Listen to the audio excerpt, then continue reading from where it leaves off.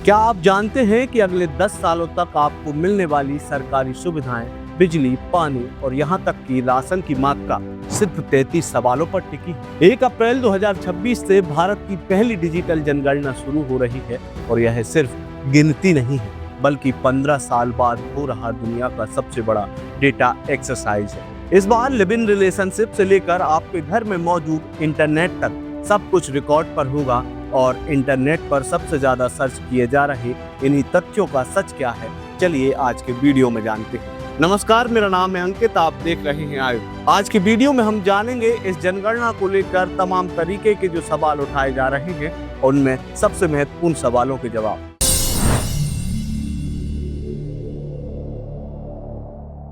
सबसे बड़ा सवाल जो गूगल पर ट्रेंड कर रहा है वो है 33 प्रश्नों की लिस्ट। जबकि तथ्य यह है कि पहले चरण में यानी हाउस लिस्टिंग के दौरान आपसे आपकी जाति या धर्म नहीं पूछे जाएंगे, बल्कि आपके जीवन स्तर से जुड़े हुए सवाल पूछे जाएंगे। इनमें शामिल है आपके घर में पीने के पानी का मुख्य स्रोत क्या है, खाना पकाने के लिए आप एलपीजी या पीएनजी किस चीज का इस्तेमाल करते हैं, और पहली बार आपसे आपके पास मौजूद डिजिटल एसेट्स जैसे लैपटॉप और स्मार्टफोन के बारे में पूछा जाएगा। ये आंकड़े तय करेंगे कि भारत के किन इलाकों में डिजिटल इंडिया का असर कितना पहुंचा है। अब आते हैं उस विषय पर जिस विषय पर सबसे ज्यादा चर्चा हो रही है, लिव इन रिलेशनशिप। जनगणना 2026 के नए नियमों के अनुसार यदि कोई जोड़ा बिना शादी के साथ रह रहा है और वे एक दूसरे को स्थिर साथी मानते हैं तो उन्हें जनगणना में विवाहित यानी कि मैरिड माना जाएगा। डेटा एक्सपर्ट का मानना है कि 2011 के मुकाबले भारत में शहरी आबादी और नॉन ट्रेडिशनल परिवारों की संख्या में भारी उछाल आया है और सरकार इस बदलते भारत को सही आंकड़ों में दर्ज करना चाहती है।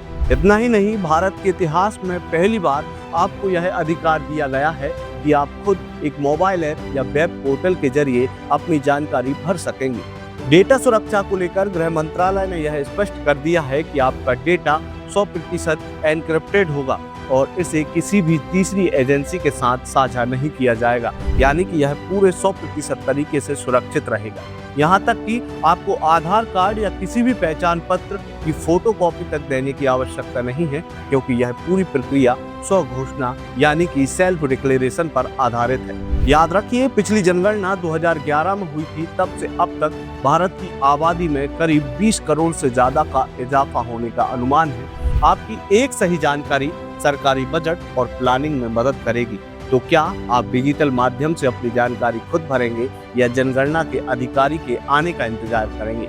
आपकी राय कमेंट बॉक्स में जरूर लिखें। इसके अलावा आपने अब तक अगर आयुक्त को सब्सक्राइब नहीं किया तो सबसे पहले आप हमारे चैनल को सब्सक्राइब कर लीजिए और इस जानकारी को अपने दोस्तों और रिश्तेदारों के साथ साझा करना ना भूलें। आपका बहुत बहुत धन्यवाद। लगातार जुड़े रहने के लिए आयुक्त को सब्सक्राइब जरूर करें।